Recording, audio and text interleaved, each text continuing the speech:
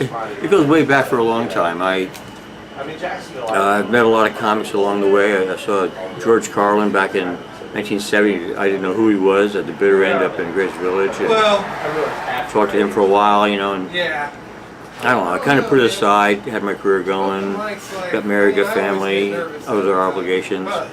Then last summer I decided I want to see if I can get some people to do some charity events.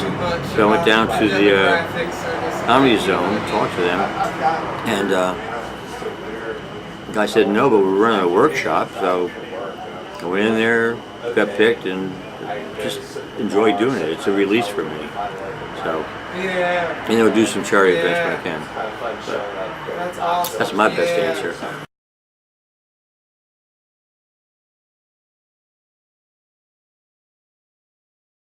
It was like a drug. You know, I got up there. I remember the first time I did it for the audience. In my job, I'm used to talking to briefing 250, 300 people.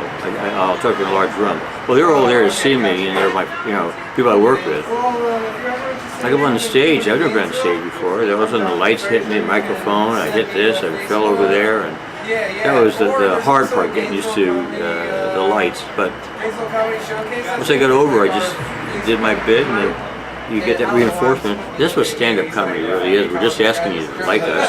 Really, we think about this. It goes back in history, and people tell you, oh, you did well here, you did well there, and that kind of gets you. I told my wife it's kind of like getting on a high afterwards. You know, you just get that way. So, but I've also bombed. I mean, I've written some material, I've tried it, and it doesn't work, and that's okay too, you know. So.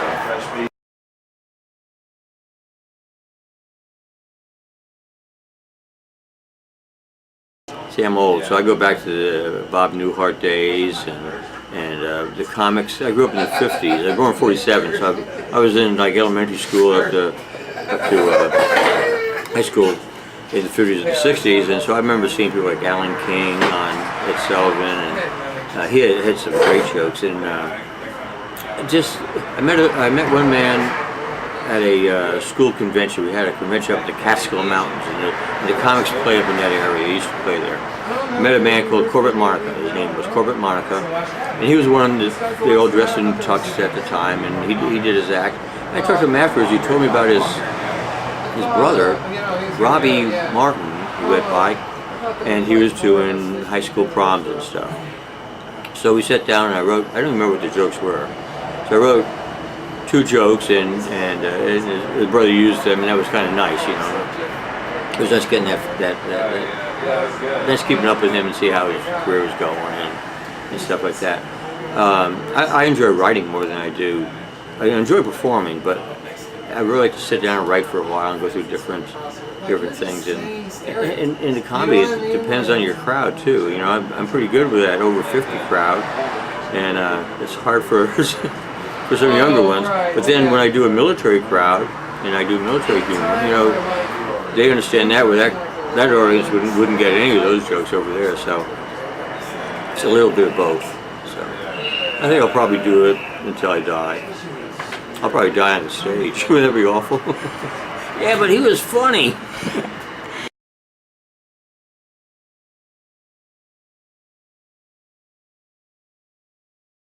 Jonathan Winters, I'd like to go on. Tim Conway, when he was doing stand-up. Bob Newhart, Don Rickles. There's Rita Rudner. I'd love to go on before her. She's really funny. There's Paula Poundstone. I'd like to come on before her. But, oh hell, I just like to meet him, you know,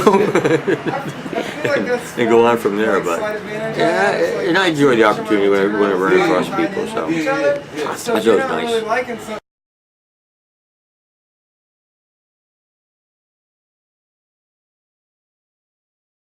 Bob Saget, I think. Bob Saget does a really blue routine.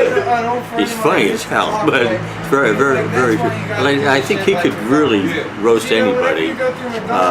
The other one is Paul Reiser, who hasn't done a lot in many years, but he's doing a little bit of stand-up now. I can see him doing a roast. Yeah. That's a good question. I never would have thought about that. I heard you say it, but it didn't click right away. You know?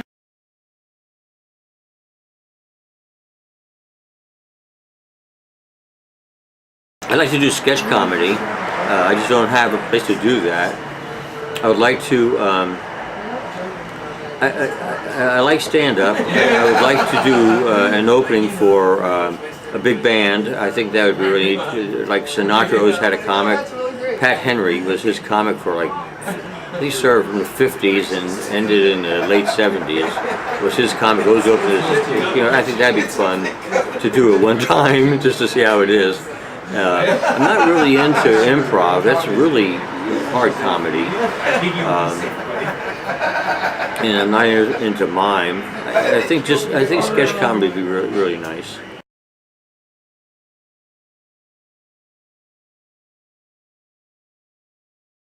I haven't set that up yet. I'm in the process of setting up. I'm on Facebook on my own, but I'm setting up a Facebook under Call Me Pete. That's just going to be my easy way of introducing myself. So I'll get it up on Facebook, and I'm working on a website. It's not that I'm not interested in it. It's not that I'm not motivated to do it, and I think it's important. It's just that it's low on my priority list right now. Thank you, man. There I am.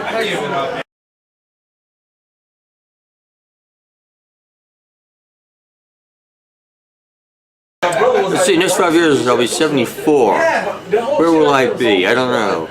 See, I got a daughter in college right now, so she'll be out of college by then if she starts studying more. I have no idea where I'll be. Maybe I'll be the old comedy just comes out and comes out at 8 and is in bed by 8:30. I don't know. I'm looking for the senior discounts. Yeah, that's what I want to get. You know, go out to those gentlemen's clubs. You know, get in by 9, you're out by 9:15. Only 25 cents for a lap dance, but you need like 300 of them. You know? So I think that's where my career will probably go. Hitting strip clubs and well, if they have the early bird special at the comedy clubs, I might be able to get that. But past 8 o'clock, you know, Jeopardy's over. I'm done.